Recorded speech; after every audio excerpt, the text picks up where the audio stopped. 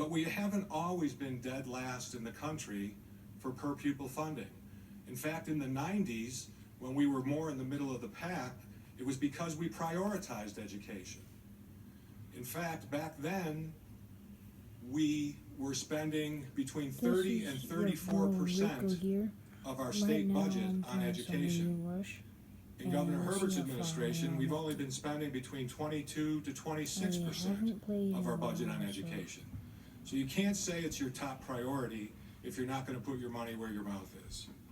You know, my friend Scott Anderson, who I served on the board of the United Way with for over a decade, wrote an inspiring op-ed just last week about the need to think of education as a moonshot, that we need to do something big and bold to make sure that our children get the education that they deserve.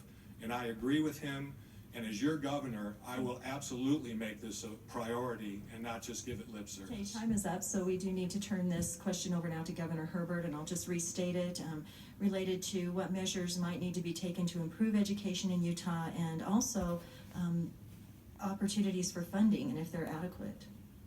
Well, education has been my #1 budget priority. We've, in fact, when I came in, stopped cutting the budget for education and started replenishing the budget with increased amounts of money. There's only 3 ways to do that. You can either raise taxes, which is my opponent's desire. You can reprioritize, which we've done some of that, or you can grow the economy. We chose the latter. Because we have a healthy economy, because we've done what is necessary to grow the economic pie, we've been able to invest an additional $1.8 billion of new money into education. Right now, 2/3 of the state budget goes into education. Our commitment is there. $3 out of every 4 new dollars goes into education. And it's about time we started talking about all of education, not just how much money we put into it, but what are the outcomes? The outcomes right now, and credit our great teachers, our good principals, our local school board members, our superintendents for getting us a good outcome. I do not know. Right now, in This fact, is a our weird ACT thing. I've been test playing scores Rush are up. like Our 9 graduation months. rates are up Oh nearly my 10% since I came into office. Our NAEP scores, which is how we compare state to state, we're in the top 20 now in 4th grade measurements. In 8th grade, we're 12th in math, we're 10th in reading language arts, and we're 7th in science. Our minority scores are up 70%. We're getting a really good outcome because we've grown the economy and are investing more into education. Doesn't mean we're where we need to be, but it sure says we're on the right road, going in the right direction. All right, Mr. Weinholz, you have 30 seconds if you'd like to make a rebuttal. Yes, well, Governor Herbert likes to talk about the $1 billion that's been reinvested back in education over the years, and because that sounds like a big number, but we're still not out of dead last ranking in the country, and we're still not back to pre-recession funding levels.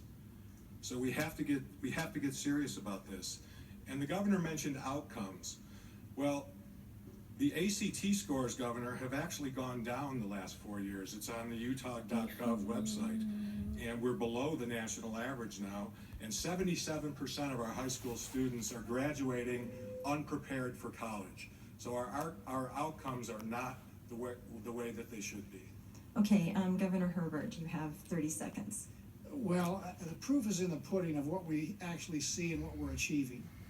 I have the endorsement of the Teachers Association here for the state of Utah, the business community support. They are on the front lines and understand what is taking place in their classroom. They're the ones that are actually having to do the heavy lifting. The fact that they've endorsed my candidacy speaks volumes about what we're doing for education. They wouldn't do this if they didn't think we were doing a good job. So I rest the case with those out there involved in the front lines of education that are supporting my candidacy. Very good, gentlemen. We have 1 rebuttal each, so we're going to head to our next question. And this time we have a member of our media, Ben Winslow from Fox 13, who will be asking our question. Ben? Yeah, gentlemen, let's talk about medical marijuana. The legislature is likely to advance another bill in the next session. Governor, you have expressed some concerns about this in the past. Mr. Weinholz, you've made it personal when you disclosed at the State Democratic Convention that your wife was under investigation for medical marijuana use. Do you support any legislation this next year? well, And if so, guys, that's what gonna type? be Are it we for talking today whole plant? for Are we talking extracts? Minnion And then Rush. does this lead to Hope a to see you slippery slope again, of recreational and marijuana please use in subscribe. Utah? I hope you get Governor Gary Herbert, you'll 5 answer that likes question first. to this video. I think That the would be disappointment to greatly me is that the appreciated. current Thank administration you. in Washington DC is not Bye-bye. allowed